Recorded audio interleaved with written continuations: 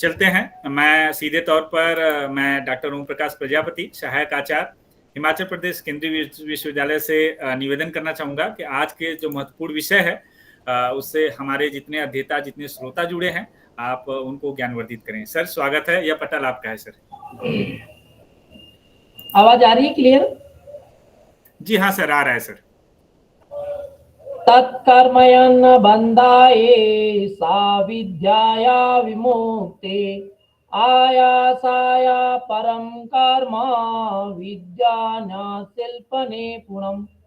कर्म वही है जो बंधन में ना बांधे, विद्या वही है जो मुक्त करे। अन्य सभी कर्म निरर्थक क्रिया, अन्य सभी अध्ययन केवल कारीगरी मात्र है।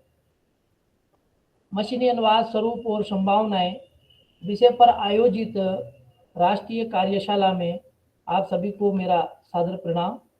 आज के कार्यक्रम के अध्यक्ष,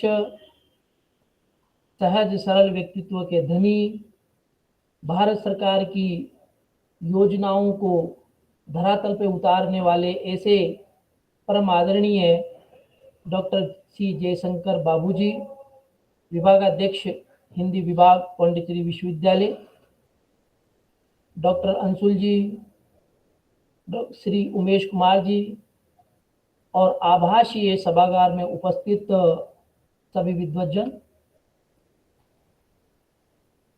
सबसे पहले मैं प्रेजेंटेशन भी कर रखना ना सर? जी हाँ, हाँ सर। मैं शेयर कर देता हूँ फिर। जी जी सर।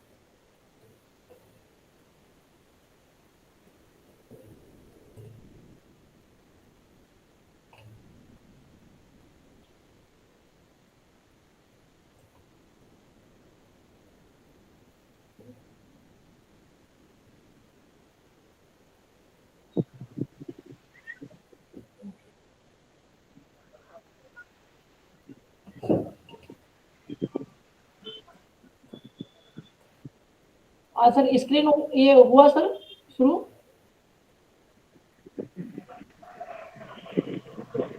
आपका स्क्रीन शेयरिंग तो हाँ अभी हो रहा है प्रेजेंटेशन। हाँ राइट, हाँ सही है अभी। आज जो विषय है वो मशीनी अनुवाद संभावनाएं, स्वरूप और संभावनाएं विषय पर है। तो सबसे पहले तो मशीनी अनुवाद को जानने से पूर्व हम भाषा को जानना चाहिए, लैंग्वेज क्या है। तो पूर्व में मैंने लिस्ट देखी है, माननीय सर ने बहुत सारे भाषा प्रौद्योगिकी और भाषा पर बहुत सारे व्याख्यान करवा दिए, तो उस पर विषय पर ना जाते हुए भाषा का मूल विषय है और भाषा से फिर आते हम अनुवाद पर, फिर अनुवाद से हम आते मशीनी अनुवाद पर। तो ये मामा वरेरकर कहते हैं, मराठी के सुप्रसिद्ध साहित्यकार है, वो कहते हैं और लिखते भी हैं, प्रोफेसर गोस्वामी जी की पुस्तक में कोड किया उन्होंने कि लेखक होना आसान है किंतु अनुवादक होना अत्यंत कठिन है। और यदि ये बात हम किसी लेखक के सामने आज से 3 या 4 साल वर्ष पूर्व पहले कहते तो शायद उस लेखक के ऊपर बहुत बड़ी पीड़ा के रूप में ये बात गुजरती है। क्यों? क्योंकि जो लेखक लिखता है वो कहता है लिखा तो मैंने, अनुवाद तो अनुवादक ने किया है, उसका क्या, उन्होंने तो अनुवाद किया है।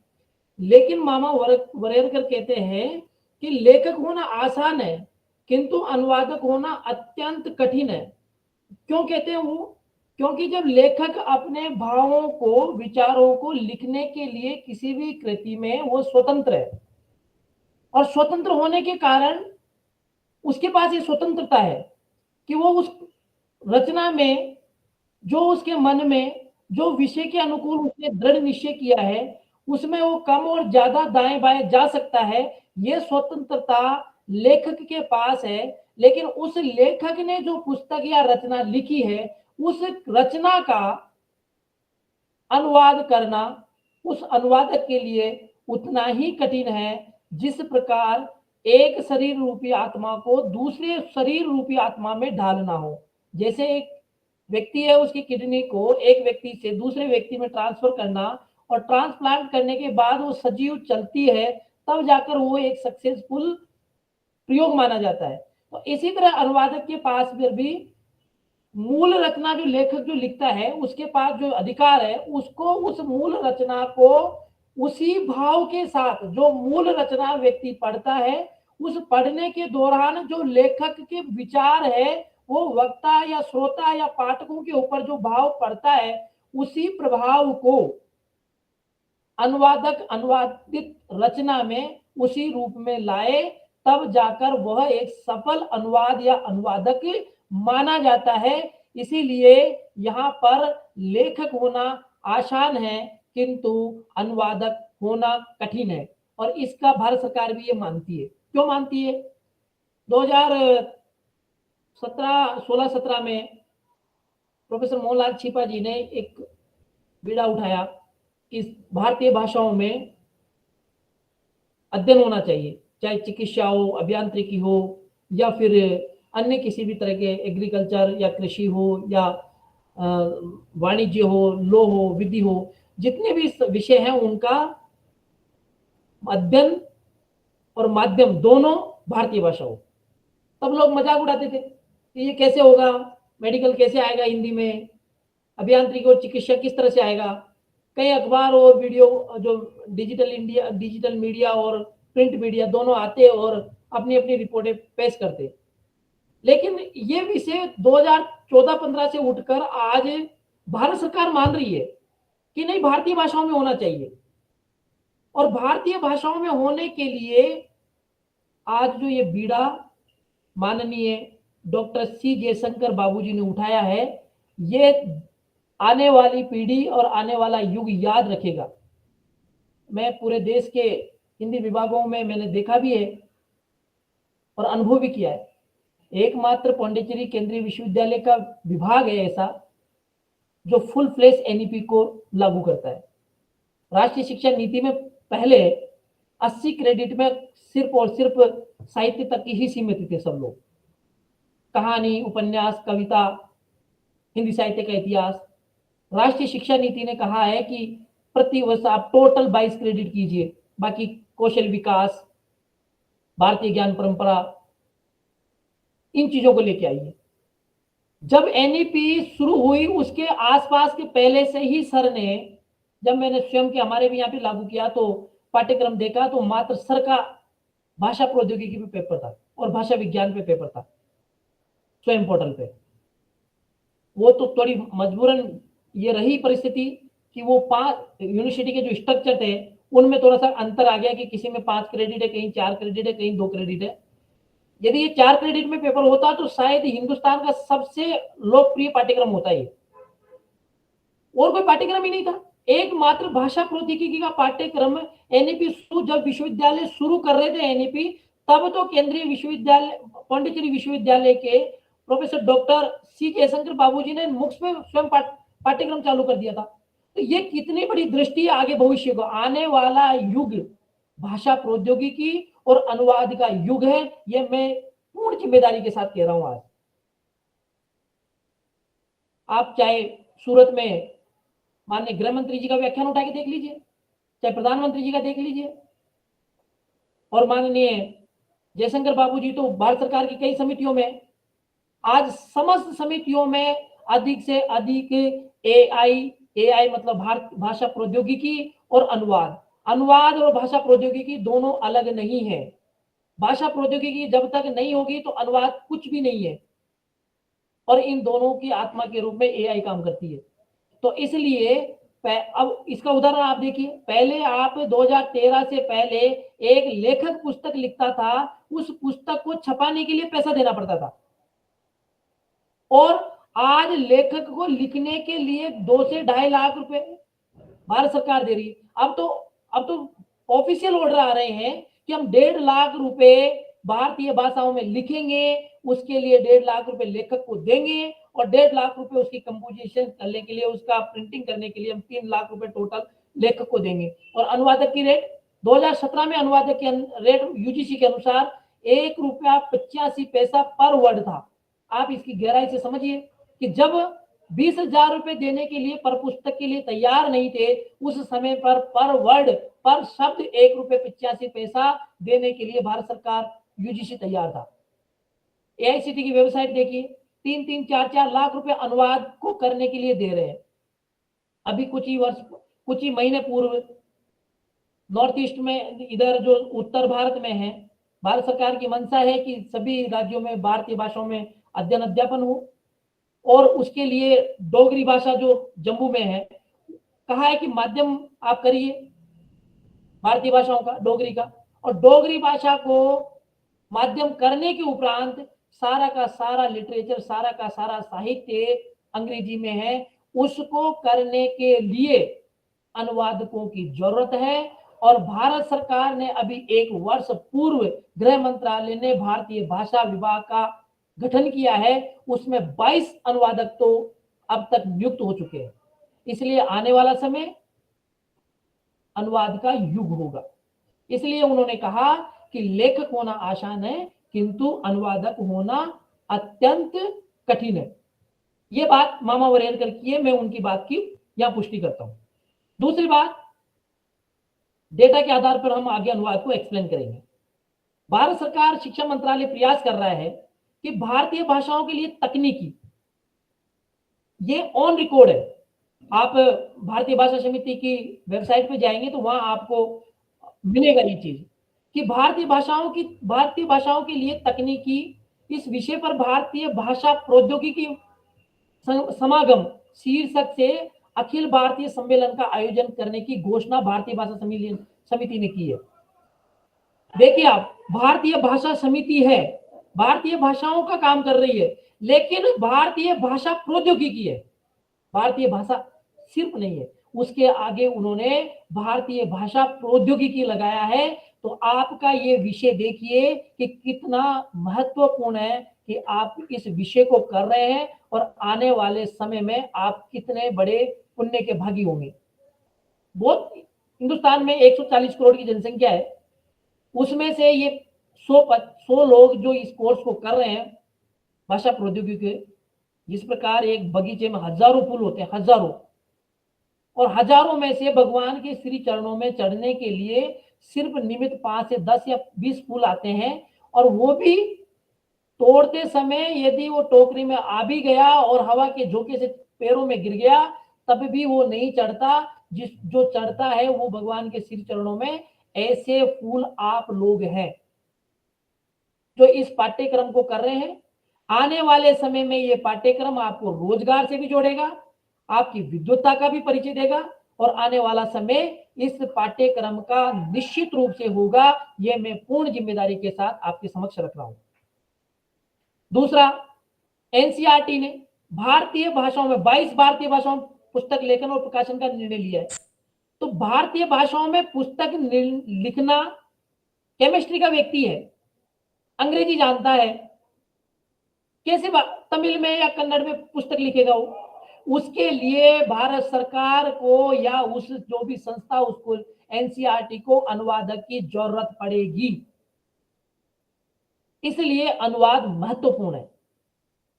तीसरा, यूजीसी ने जितने भी शिक्षण संस्थान है उनका जो परीक्षा का माध्यम है वह भारतीय भाषाएं होनी चाहिए। ये डिसीजन हो चुका है पहले से। और दूसरा, इसमें आप देखेंगे तो विश्वविद्यालय अनुदान आयोग द्वारा जो पाठ्य पुस्तक लेखन के लिए अध्यापकों से आमंत्रण शुरू कर दिया कि आप भारतीय भाषाओं में पुस्तक लिखिए। और सबसे महत्वपूर्ण बात देखिए आप, जन्म से ही व्यक्ति अनुवादक होता है। एक उसकी मातृभाषा होती है और एक शिक्षण की भाषा होती है, लेकिन वो उसकी प्रक्रिया नहीं जानता, उस प्रक्रिया को नहीं जानने के कारण वो सफल अनुवादक नहीं होता, लेकिन जन्मजात तो अनुवादक होता ही है ना। इसलिए अब भारत सरकार के विश्वविद्यालय अनुदान आयोग ने निश्चय किया है कि जितने भी समस्त भारत में जितने भी व्यक्ति हैं उनको प्रोत्साहन, यानी केस में प्रोत्साहन तब मिलेगा तब वो भारतीय भाषाओं में लिखना प्रारंभ करेंगे। और फिर सबसे बड़ी महत्वपूर्ण बात ये कि एआईसीटी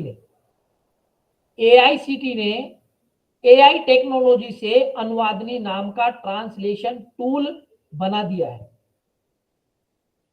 और ये एक भारत में क्रांति लाने वाला एक ऐसा अनुवाद टूल है जो पूरे के पूरे क्रांति ला देगा कुछ दिनों के बाद। ये तो हुई हमारे भारत सरकार के प्रयासों की बात और अनुवाद की बात। मानव अनुवाद की बात आदरणीय उमेश जी ने की थी। मानव अनुवाद हर व्यक्ति है, लेकिन उसके पास उसकी प्रक्रिया नहीं है। प्रक्रिया क्या? मानव अनुवाद वह है एक भाषा की पाठ्य सामग्री को दूसरी भाषा की समतुल्य पाठ्य सामग्री में प्रतिस्थापन करना अनुवाद है। और इस अनुवाद की प्रक्रिया में मशीन का उपयोग करना या प्रयोग करना मशीनी अनुवाद है। इतना ही अंतर है। एक भाषा की पाठ्य सामग्री को दूसरी भाषा की समतुल्य पाठ्य सामग्री में प्रतिस्थापन करना अनुवाद है, और इस अनुवाद की इस प्रक्रिया में मशीन का प्रयोग या उपयोग करना मशीनी अनुवाद है, जिससे स्रोत भाषा की पाठ्य सामग्री का अनुवाद लक्ष्य भाषा में स्वतः हो जाता है। यह मशीनी अनुवाद है। मान अनुवाद क्या? स्रोत भाषा की पाठ्य सामग्री को विश्लेषण करके उसका अंतरण करके पुनर्गठन करके और लक्ष्य भाषा में रूपांतरित करना, यह मानव अनुवाद की प्रक्रिया है। और मशीन अनुवाद की प्रक्रिया क्या है? इसमें जो मूल पाठ की सामग्री है जिसको हम डेटा कहते हैं कंप्यूटर की भाषा में या मशीन ट्रांसलेशन के रूप में, इस डाटा को कंप्यूटर प्रणाली यानी कंप्यूटर की प्रणाली कौन सी सिस्टम में निवेश यहाँ किसके रूप में आया है? ये व्यापार का निवेश ना होकर ये निवेश इनपुट का है। इनपुट के रूप में डाला जाता है और कंप्यूटर की आंतरिक जो प्रणाली है उस प्रणाली में स्रोत भाषा और लक्ष्य भाषा दोनों के शब्दकोश, मुहावरे और व्याकरणिक नियम जो स्रोत भाषा की सामग्री का स्वचालित अनुवाद लक्ष्य भाषा में अपने आप करते हैं। जो कंप्यूटर का एक डब्बा है ना, कंप्यूटर में जब तक हम कॉर्पस नहीं डालेंगे तब तक उसको क्या पता कि क्या देना है। 2 + 2 = 4 का कॉर्पस करेंगे, उसमें जो नियम आधारित प्रणाली करेंगे तो 2 + 2 = 4 कर देगा। नहीं तो मशीन के जब सिस्टम में डालेंगे नहीं कॉर्पस तो कहां से होगा। इसलिए जो इसमें व्याकरण और शब्दकोश, मुहावरे होंगे उसके आधार पर वो डाटा यानी निर्गम आउटपुट के रूप में हमको प्राप्त हो जाता है। ये मशीन अनुवाद का एक संदर्भ है। अब हम देखते हैं कि मशीनी अनुवाद का शुरुआत कब से हुई।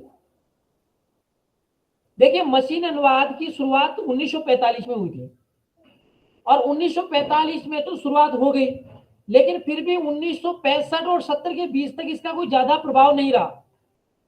शुरुआत करके साइलेंट मोड में चले गए, लेकिन 1980 में फिर बाद में जाकर ये भारत में आ गया। तो संप्रेषण का जो सिद्धांत है उस संप्रेषण के सिद्धांत के अंतर्गत कोडीकरण और विकोडीकरण की प्रक्रिया का लाभ उठाया। किसने उठाया? वीवर ने, वॉरेन वीवर और ड्यू बूथ ने। ये दोनों अमेरिका के विद्वान हैं। इन दोनों ने कोडीकरण और विकोडीकरण की प्रक्रिया का लाभ उठाते हुए 1945 में सर्वप्रथम मशीनी अनुवाद के बारे में बात शुरू की।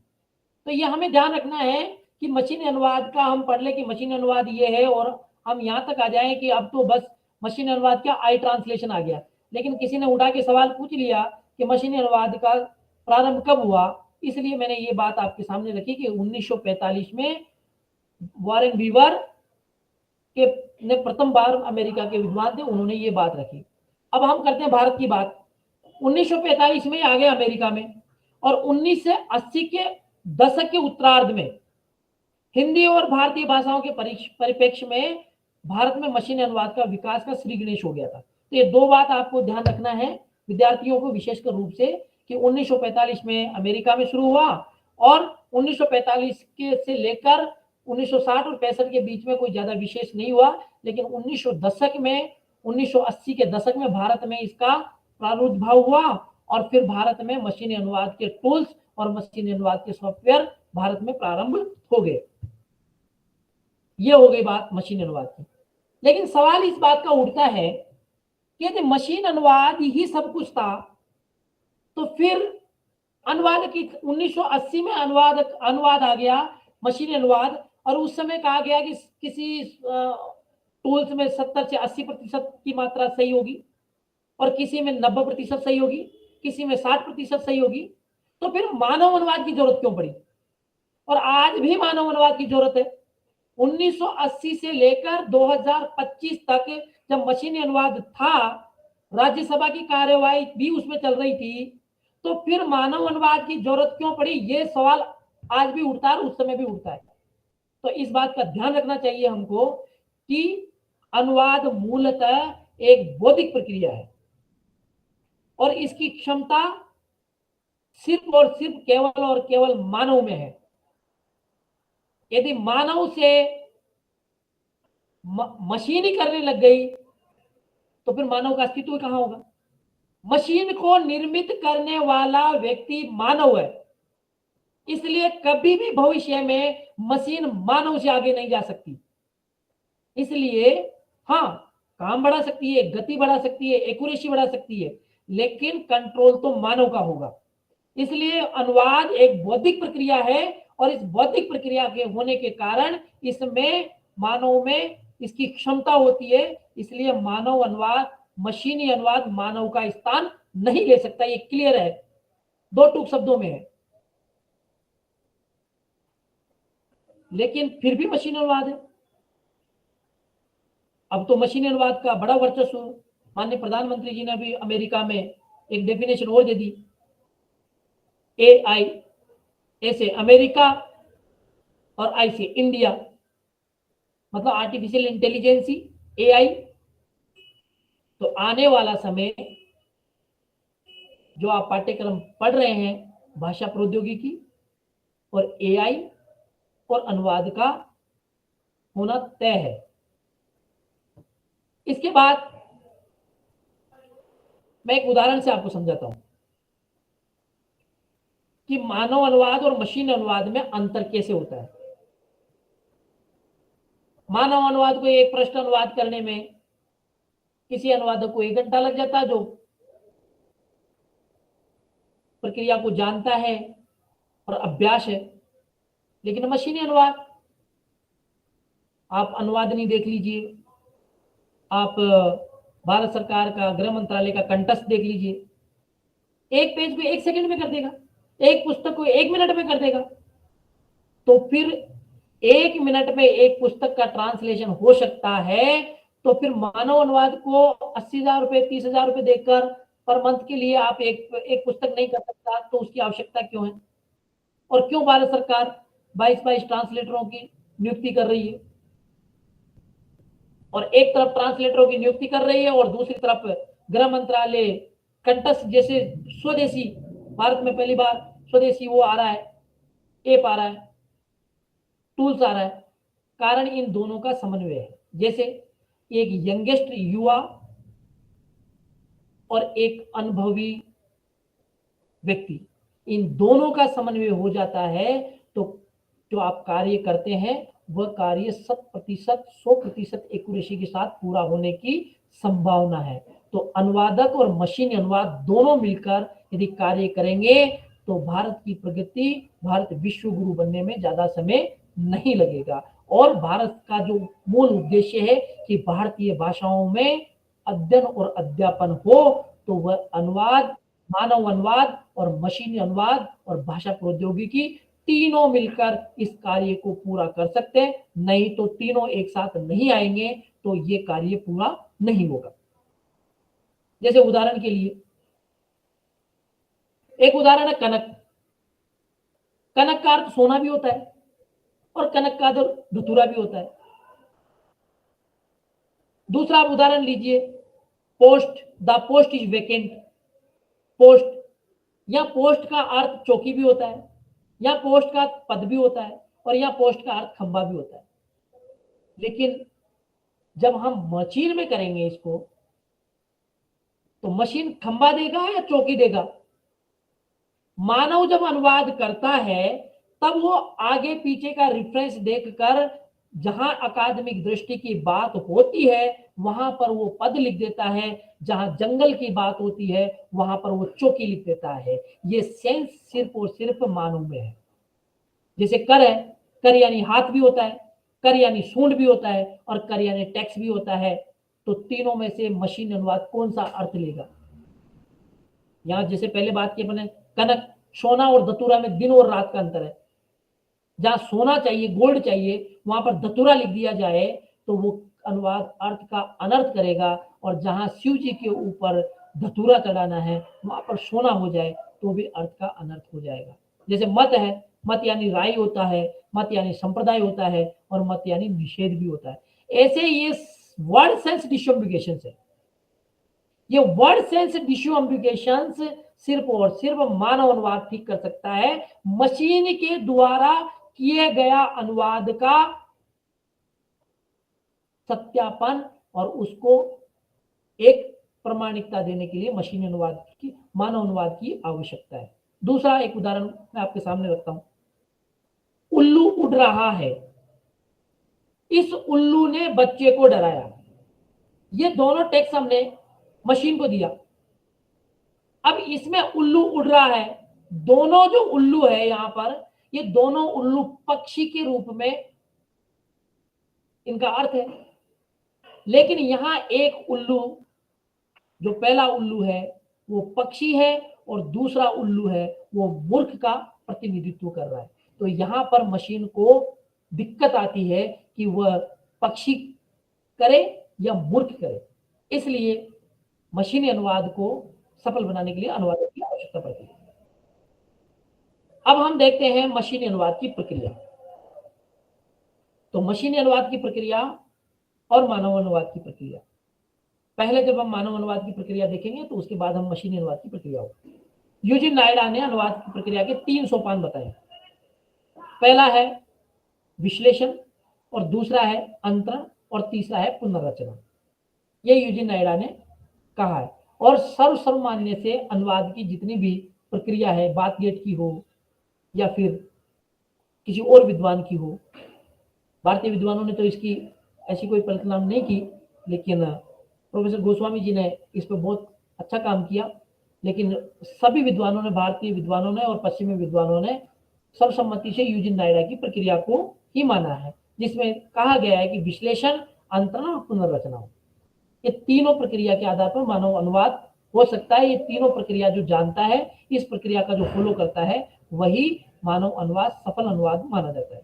लेकिन मशीन अनुवाद में मानव अनुवाद की इस प्रक्रिया का आधार मानकर मशीन अनुवाद की प्रक्रिया के भी 3 सोपान है।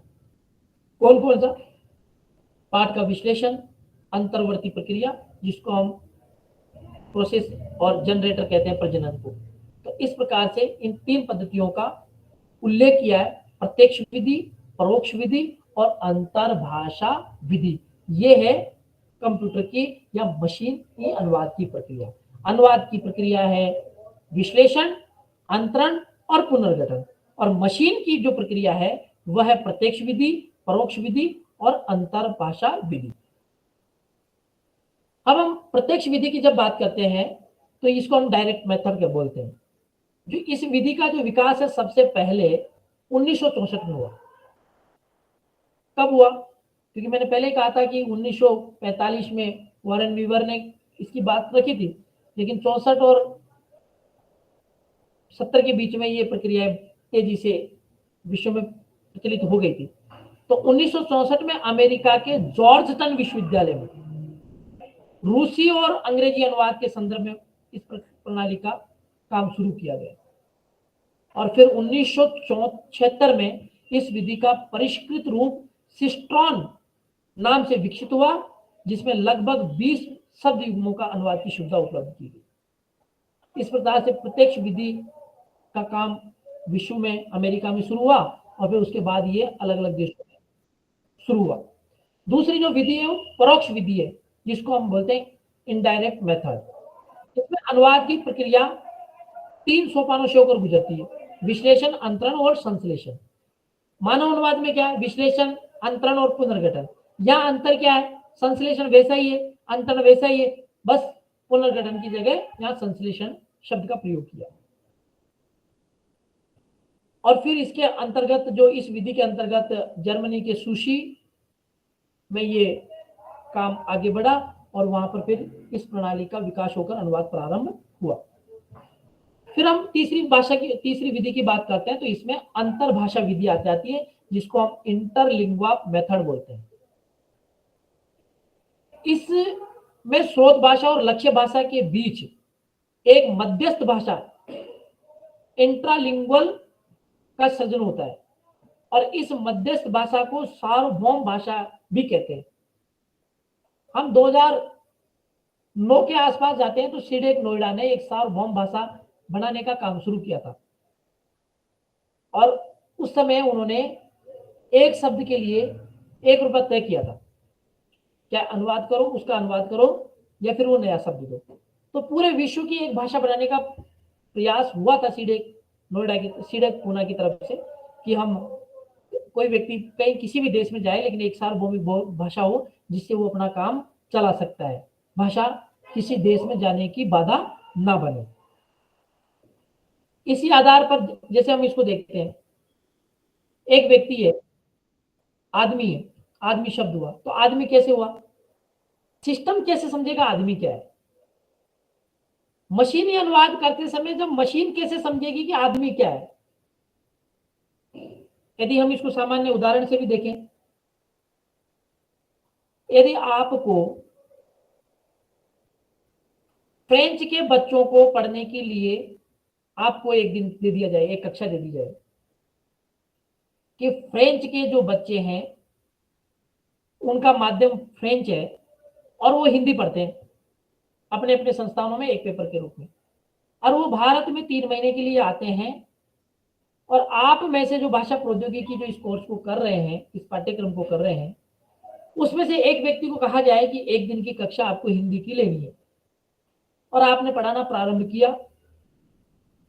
पढ़ाते पढ़ाते आप एक प्रसंग पे चले जाते हैं, माखन चोर। यदि फ्रेंच माध्यम का बच्चा हिंदी पढ़ता है, आप पढ़ा रहे हैं उसको और आपसे वो जिज्ञासा करता है, सवाल करता है कि सर या मैडम,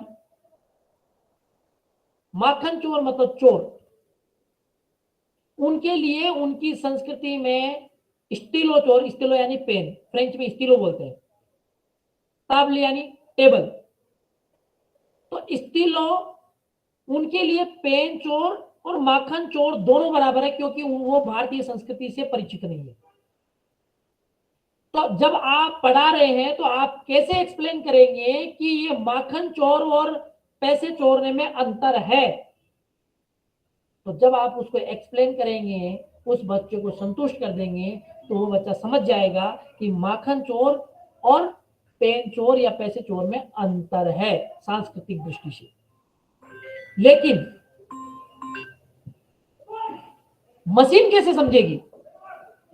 यदि मशीन के पास एक शब्द गया आदमी, तो मशीन को समझाने के लिए कॉर्पस डालना पड़ेगा और उस कॉर्पस में नियम निर्धारित करना पड़ेगा, तब जाकर वो आदमी को समझ पाएगा। नहीं तो उसको आदमी के लिए वो कितने अर्थ दे देगा, जैसे उसको रमेश और रमेशी में अंतर समझ में नहीं आता, वैसे ही वो आदमी और कुर्सी में अंतर समझ में नहीं आएगा।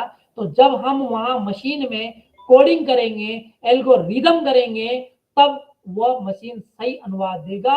और वो कैसे होगा? जैसे आदमी है,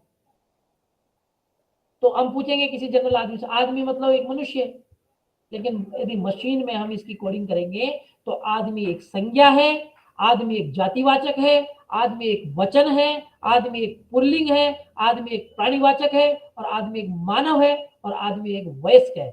यदि हम इतनी कैटेगरी में करेंगे तो आदमी का ट्रांसलेशन वो गलत नहीं करेगा, नहीं तो वो आदमी का कुछ भी अनुवाद कर देगा।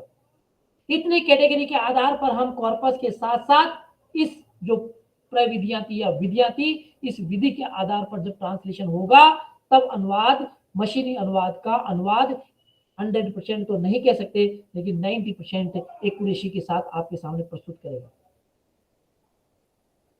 कुर्सी लेते हैं हम, तो कुर्सी क्या है? कुर्सी संज्ञा है, और संज्ञा के साथ साथ वो जातिवाचक भी है, एक वचन भी है, स्त्रीलिंग भी है। यहां तक तो ठीक है। समस्या इस बात की है कि जो कंप्यूटर में कोडिंग करता है वो व्यक्ति होता है बीटेक करने वाला, और जो हिंदी विभागों में जो पढ़ने वाले व्यक्ति हैं या विद्यार्थी छात्र हैं वो प्रौद्योगिकी नाम से दूर दूर भगते हैं। ज्ञान किसमें है? आदमी की व्याख्या कौन कर सकता है? आदमी की व्याख्या कर सकता है हिंदी का विद्यार्थी, हिंदी का शिक्षक। और इसकी कोडिंग कौन कर सकता है? इसकी कोडिंग करेगा बीटेक करने वाला, कंप्यूटर जानने वाला, जावा और C++ मशीनी की भाषा जानने वाला व्यक्ति इसकी कोडिंग करेगा। तो बीटेक करने वाले व्यक्ति को आदमी की व्याख्या करना नहीं आता, वो सिर्फ आदमी का मतलब मेन करता है, जबकि आदमी का जब तक हम संज्ञा, जातिवाचक, पुल्लिंग और एक वचन, प्राणीवाचक और मानव और वयस्क जब तक हम आइडेंटिफाई नहीं करेंगे सिस्टम में, तब तक वो सटीक अनुवाद नहीं देगा। जैसे उदाहरण है, रमेशी गर्भवती है। अब यहां रमेशी गर्भवती आपने सेंटेंस दे दिया और सिस्टम में जैसे रमेशी की आपने व्याख्या नहीं की कि ये संज्ञा है, जातिवाचक है, एक वचन है, स्त्रीलिंग है, प्राणीवाचक है, ये जब तक नहीं करेंगे, नहीं तो फिर वो क्या करेगा? रमेशी की जगह वो रमेश भी कर देगा। रमेश गर्भवती है तो रमेश और रमेशी, रमेशी गर्भवती हो सकता है, रमेश गर्भवती नहीं हो सकता। इसलिए मशीनी अनुवाद हंसी का पात्र बनता है कई बार। तो यदि हिंदी के विद्यार्थी भाषा प्रौद्योगिकी के साथ अनुवाद की प्रक्रिया को देखते हुए, जानते हुए यदि वो प्रौद्योगिकी जानते हैं, तो उनके लिए रोजगार की असीम संभावना है। माइक्रोसॉफ्ट है, गूगल है, आपको जबरदस्त पकड़ के लेके जाएंगे, चलिए आप। क्योंकि जिस व्यक्ति के पास भाषा भी है, भाषा प्रौद्योगिकी भी है और अनुवाद भी है, वो व्यक्ति कभी भी जीवन में पीछे नहीं जा सकता। मान लो हमने एक बीटेक वाले विद्यार्थी को ये तो समझा दिया कि आदमी की ये एक कैटेगरी होती है, संज्ञा होती है, जातिवाचक होता है, एक वचन होता है, पुल्लिंग होता है, प्राणीवाचक होता है, मानव होता है, वयस्क होता है। और मान लो दूसरा शब्द आ गया कुर्सी, चेयर, तो संज्ञा कर देगा, जातिवाचक कर देगा, एक वचन भी कर देगा, स्त्रीलिंग कर देगा। स्त्रीलिंग करेगा ही नहीं वैसे तो, मान लो स्त्रीलिंग कर दिया तो यहाँ अपन ने प्राणीवाचक किया तो प्राणीवाचक कर देगा। कुर्सी कभी भी प्राणीवाचक नहीं हो सकती। वहां मानव लिखा अपन ने कुर्सी, वहां आदमी की जगह, तो यहाँ वो मानव कर देगा, तो वो गलत करेगा। कुर्सी के रूप में कहीं न कहीं वो मशीन ट्रांसलेशन मानव के रूप में दिखा देगा, प्राणीवाचक बना देगा। और यहाँ वयस्क है, तो यहाँ पर जब हम कुर्सी की व्याख्या करेंगे मशीन में, तो संज्ञा, जातिवाचक, एक वचन, स्त्रीलिंग और प्राणीवाचक नहीं है, ये ध्यान रखिएगा। मानव भी नहीं है, लेकिन ठोस भी और आसन, यहाँ पर आसन के रूप में काम आती है, इसलिए यहाँ आसन उसको ऐड करेंगे। कैसे करेंगे? हमने मान लो एक वाक्य लिया, द पोस्ट इज वैकेंट। जब मानव ट्रांसलेशन करेगा तो वह करेगा, पहले विश्लेषण करेगा कि the post is vacant, post का अर्थ हम क्या लेंगे। यदि ऊपर की लाइन लिखा हुआ है एजुकेशन से संबंधित, तो वो वहां पर पद लिख देगा। यदि वहां जंगल की बात हो रही है तो वो वहां पर चौकी लिख देगा। यदि रोड की बात, लाइट की बात हो रही तो खंबा लिख देगा। मानव के पास आर्टिफिशियल इंटेलिजेंसी ऑलरेडी है, ठीक है, इसलिए वो अपने स्वयं के विवेक से अर्थ और शब्दों का चयन कर लेता है, लेकिन मशीन के पास नहीं है। तो मशीन के पास जब मानव यहाँ पर विश्लेषण करके अंतरण कर लेगा कि इसमें से पोस्ट का अर्थ पद लेना है या फिर खंबा लेना है, और उसकी पुनर्रचना लक्ष्य भाषा में कर देगा। लेकिन मशीन इस आधार पर करेगी, फिर मशीन इस आधार पर करेगी, जैसे वह एक लड़का है, ये सामान्य सेंटेंस है, इस सामान्य सेंटेंस का अनुवाद मानव बहुत आसानी से कर देगा। लेकिन मशीन को इस वाक्य का अनुवाद करने के लिए जब तक उसमें कोडिंग नहीं की जाएगी तब तक वो नहीं होगा इन तीनों प्रक्रियाओं के माध्यम से। तो पहले कैसे होगा, यहां पर मशीन को बताना पड़ेगा कि वह यहां पर क्या है, वह यहां पर नाउन है, और एक क्या है, एक साथ कभी भी सिस्टम ट्रांसलेशन नहीं करता। कंप्यूटर 0 और 1 की भाषा ही समझता है। Binary code system, binary code computer का 0 और 1 है, 0 और 1 के आधार पर ही वो कार्य करता है। ऐसा नहीं है मानव की तरह कि पूरे के पूरे सेंटेंस का एक साथ ट्रांसलेशन कर दे। तो जब मशीन ट्रांसलेशन करेगी तो मशीन पहले क्या करेगी, वह एक लड़का है, वह को वो क्या करेगी, वह को वो नाउन के रूप में लेगी, और नाउन वहां पर संज्ञा के रूप में आएगा। और एक यहाँ पर क्या है, एक यहाँ पर डिटरमिनर है, और डिटरमिनर, और फिर लड़का क्या है, यहाँ लड़का एक नाउन है, और है क्या है यहाँ पर एक वर्ब है। तो नाउन, डिटरमिनर, नाउन और वर्ब, ये तीन हो गए, पर तीनों का मिक्स होगा कैसे, नाउन एनपी बन जाएगा, और एनपी से वो इधर जो एनडी और वी दोनों मिलकर एनपी और वीपी बनकर एक कोडिंग होगी, और उस कोडिंग के आधार पर मशीन ट्रांसलेशन करेगी। इस एक सेंटेंस के लिए इतनी प्रक्रिया मशीन को करनी पड़ती है, और इस प्रकार जब हम मानव उसमें कोडिंग कर देता है तो उसका अनुवाद 100% सही आता है।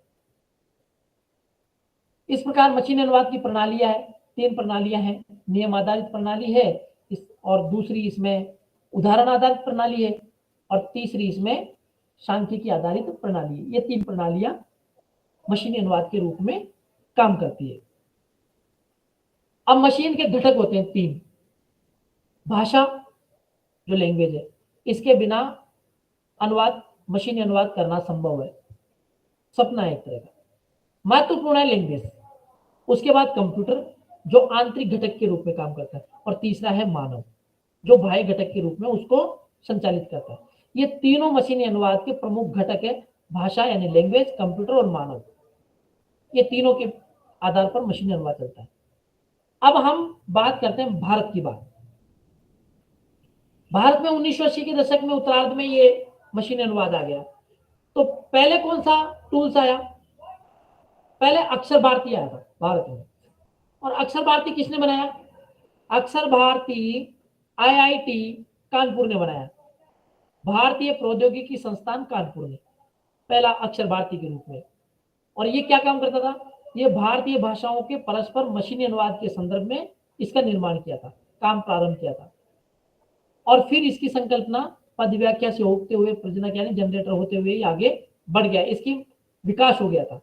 और फिर ये किसके बेस पे काम किया इसने, ये पाणिनि जो हमारा बेस है भारत का व्याकरण का। संस्कृत वाले कहते हैं इस बात को कि हमारा सब कुछ नष्ट हो जाए, हमारी पुस्तकें नष्ट हो जाए, हमारा सब कुछ हो जाए, हमको यदि पाणिनि का पुस्तक मिल गई तो हम पूरी भाषा को, संस्कृत को पुनर्जीवित कर सकते हैं।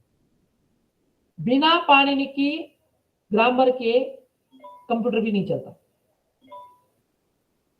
सुषमा स्वराज 10वें विश्व हिंदी सम्मेलन में बड़ा जिक्र किया था कि संस्कृत को सुदृढ़ करेंगे तो भारतीय भाषाएं भी सुदृढ़ होगी और मशीनी अनुवाद भी आगे बढ़ेगा, क्योंकि उनको इस बात का ज्ञान था।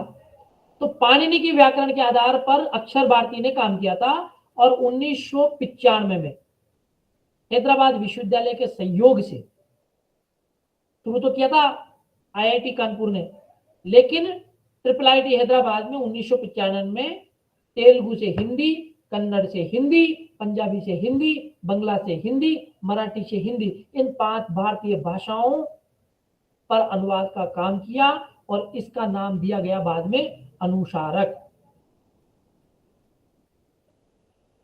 अनुसारक एक बहुत बढ़िया काम था, इतना जबरदस्त प्लेटफॉर्म था, लेकिन सबसे बड़ी समस्या इसमें यही थी कि ये लिनक्स प्लेटफॉर्म पे था और लिनक्स प्लेटफॉर्म सिर्फ बीटेक के बच्चों के अलावा किसी भी आम जनता को नहीं आता था।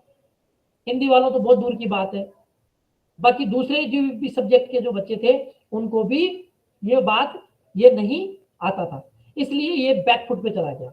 ये पहला सॉफ्टवेयर था जो 5 भारतीय भाषाओं में काम कर रहा था, हिंदी कन्नड़, हिंदी पंजाबी, हिंदी बंगला, हिंदी मराठी, इन 5 भारतीय भाषाओं को लेकर इसने काम किया। इसमें जितने भी ऑक्सफोर्ड डिक्शनरी में जितने भी शब्द थे उन सारे शब्दों का इसने कॉर्पस के रूप में इसमें डाला गया। जैसे उदाहरण के लिए मैं बताता हूं कैसे सिस्टम काम करेगा। एक शब्द हमारा पास है, कौन सा? Mark, MARK, right. MARK एक शब्द है, इसका अर्थ है, कितने अर्थ होंगे?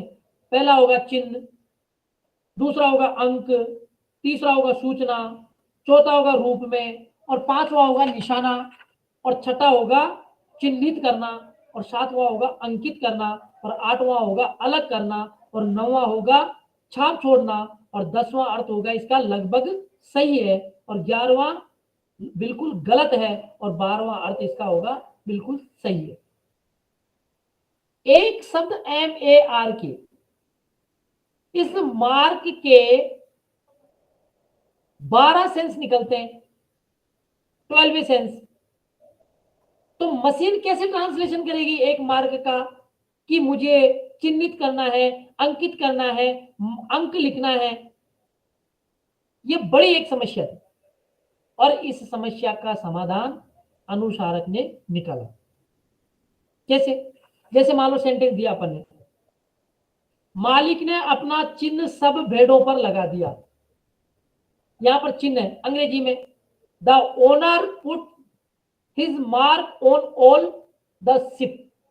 यहां मार्क जो आया है वह चिन्ह के रूप में आया है, और मार्क ऑफ इंट्रोगेशन प्रश्न चिन्ह के रूप में आया, और दिस मार्क द बॉर्डर, यहां पर चिन्ह सीमा के रूप में चिन्हित करना, यह चिन्ह सीमा को चिन्हित करता है।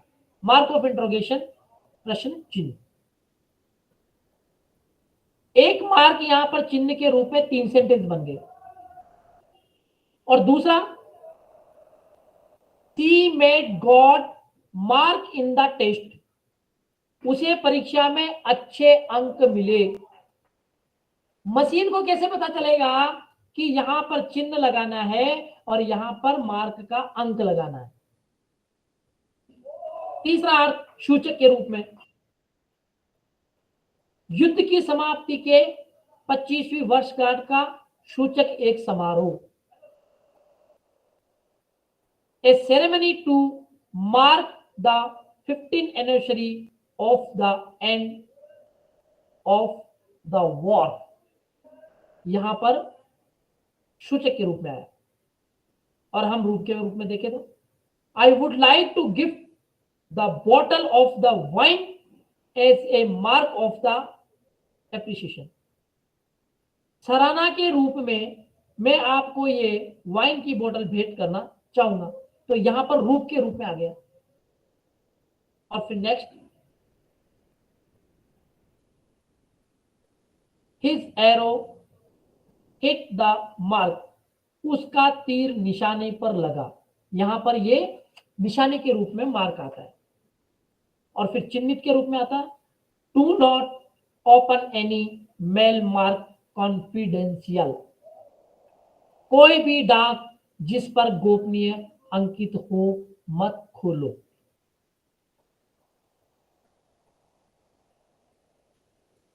मार्क MARK अंकित हो। फिर अलग करना, छाप छोड़ना, सही, लगभग सही है और लगभग गलत है। ऐसे ये 12-13 अर्थों में एक शब्द की व्याख्या होती है, और फिर अनुसारक उसको क्या करता है, प्रत्येक शब्द का एक नियम बनाता है, रूल्स बनाता है, जिसको बोलते हैं हम WSD rule, word sense disambiguation, word sense disambiguation, WSD rule. अब ये WSD रूल कैसे बनता है? जैसे हमने दिया एक sentence, this mark the border, this marks the border, ये सेंटेंस है। तो इसका कैसे मशीन में कैसे हम इसको नियम बनाएंगे, तब जाकर ये मार्क अंक दे या अंकित करे, नहीं तो ये चिन्हित करना कर देगा।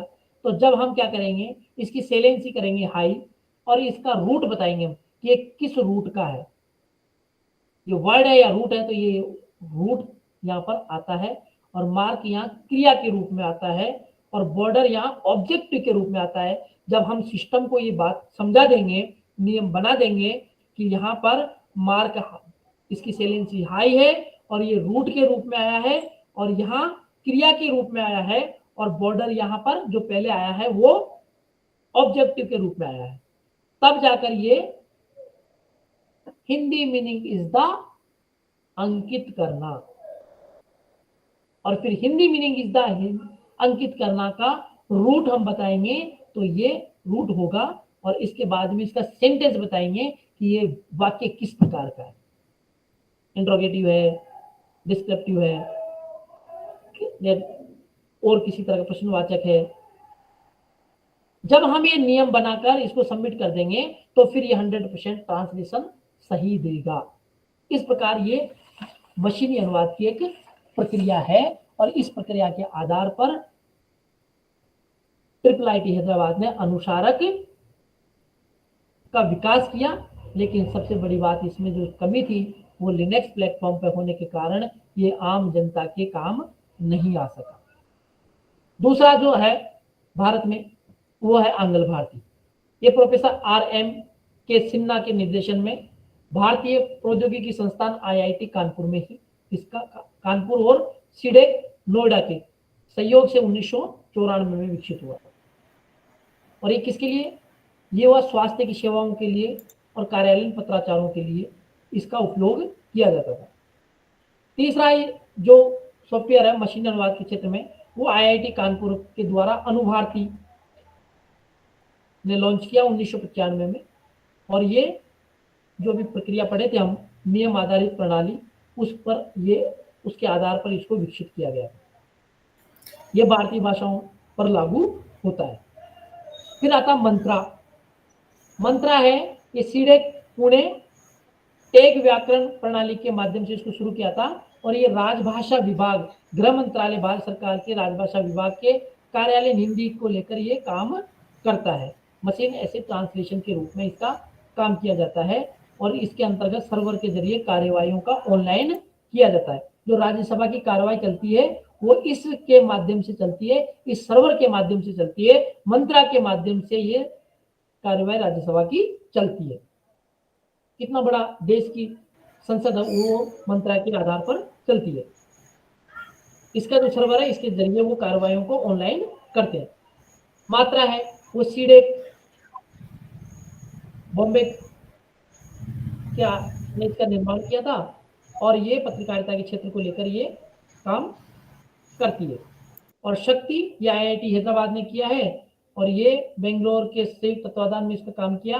मराठी और तेलुगु, हिंदी, मराठी, तेलुगु और अंग्रेजी को लेकर ये काम करते हैं। शक्ति और शिवा का विकास दोनों IIT हैदराबाद और बेंगलोर ने मिलकर किया था।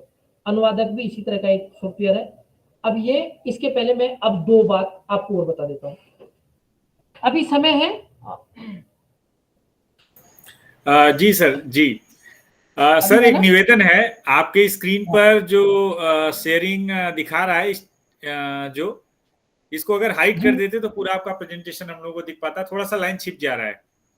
अच्छा, ठीक है जी, इसको हाइड कर दें सर। जी, धन्यवाद सर। जी। अच्छा, अब कितना समय लगभग उस हिसाब से बात रखूँ आगे की ना सर? 10 जी, आप बोल सकते हैं, आराम से समय लीजिए, कोई चिंता नहीं। बहुत आभार आपका। अब ये जो हमने टूल्स जो किए, ये अलग अलग संस्थानों में कार्य कर रहे हैं।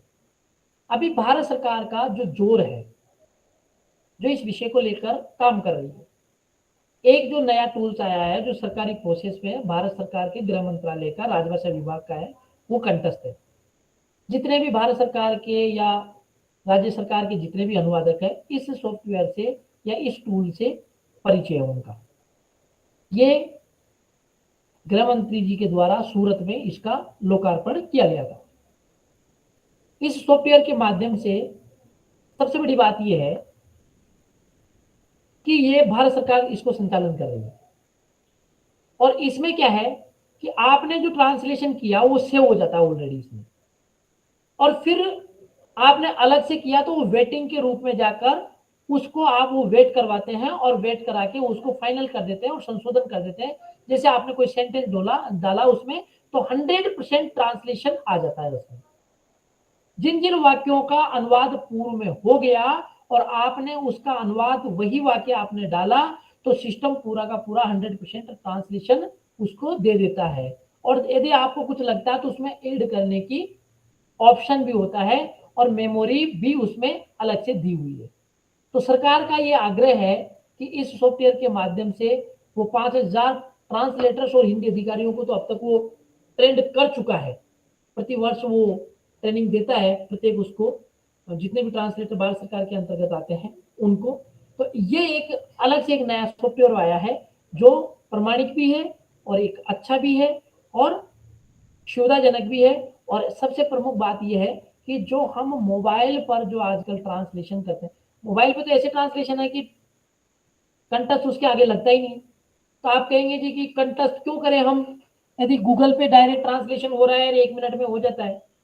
लेकिन गूगल के ट्रांसलेशन की प्रमाणिकता कम है और आप कंटस्ट की पर ट्रांसलेशन करते हैं, अनुवाद करते हैं तो उसकी प्रमाणिकता सही है।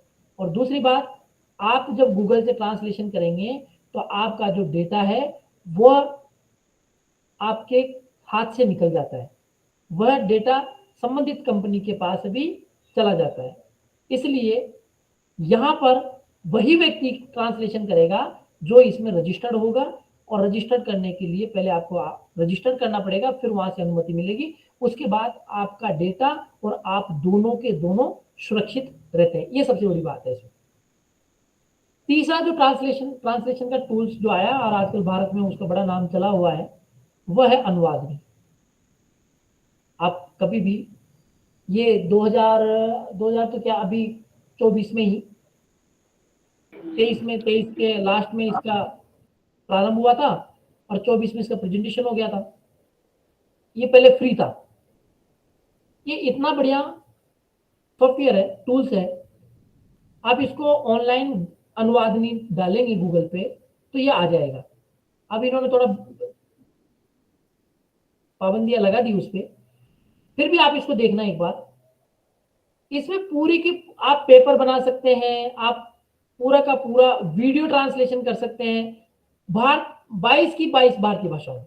ये पहला एक सॉफ्टवेयर है, कंटस्ट भी नहीं है।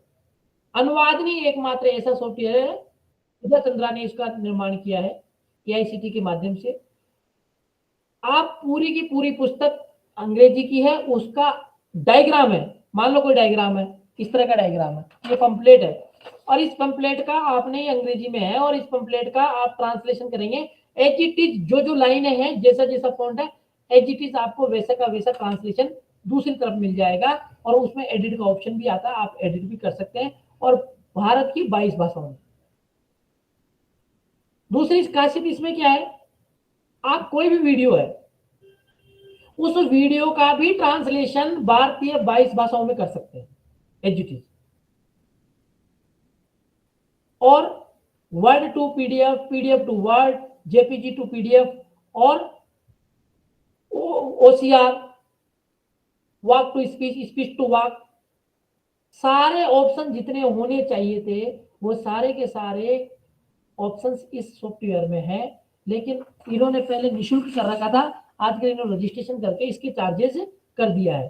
अब शायद कुछ महंगा कर दिया इन्होंने, पहले पर पेज अब 600 रुपये पर पेज कर दिया इन्होंने ट्रांसलेशन करने का। पहले निःशुल्क था, तो निःशुल्क ले कई लोगों ने इसका फायदा उठाकर बहुत सारा काम अपना कर लिया था, लेकिन शायद सर्वर पर ज़्यादा वजन पड़ने के कारण इसमें कुछ पाबंदियां लगाई है। इस तरह से ये मशीनी अनुवाद का जो लोकप्रिय इस समय वर्तमान में जो चल रहा है वह सॉफ्टवेयर है अनुवादनी। अब इससे संबंधित आपके कोई सवाल जवाब हो तो मैं उसके उत्तर देने के लिए आपके सामने हूँ। कोई भी किसी भी तरह की जिज्ञासा आपके सामने हो या कोई और कोई हो